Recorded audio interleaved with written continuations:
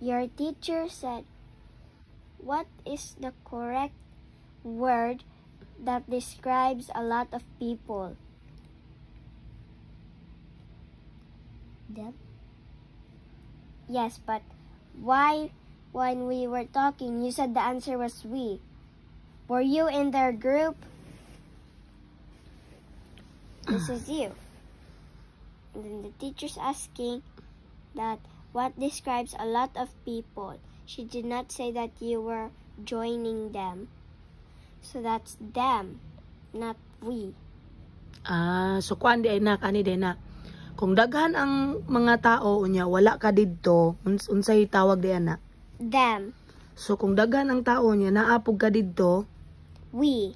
But teacher was asking Riyajin and Ahmad like something, but Ahmad said we. And then basta mali, dili magsundog. Basta nakasabot lang ka mo nang ikaw, maminaw jud ka. Kung say, kuanon say question. Di ba nak? Ati Kiki? Kung isa ra ka buok tao dito, unsay tawag? Huh? Kung one lang ka buok ang person, unsa may tawag? Me. Kung dili to ikaw, kung ako to, you. You. kung siya to, You. You pagyap. You. Still you. bisag dili to ako.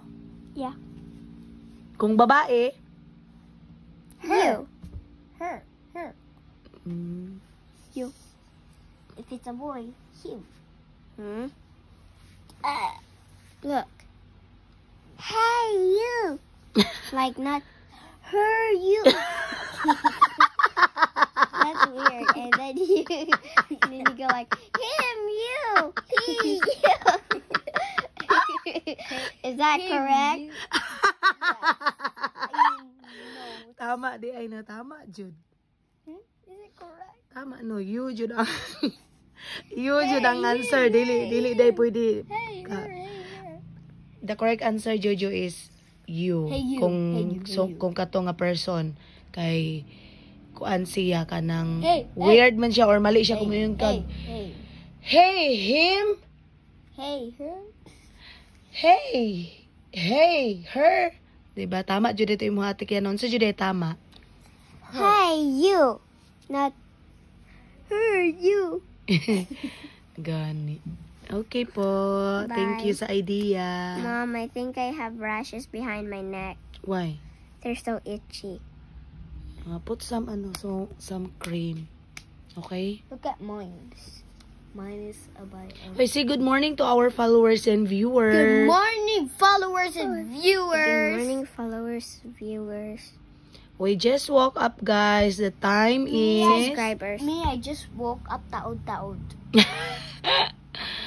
Opo. May napay kuan o ka nang unsa na. Lawayanis. Bye-bye. Bye. Bye.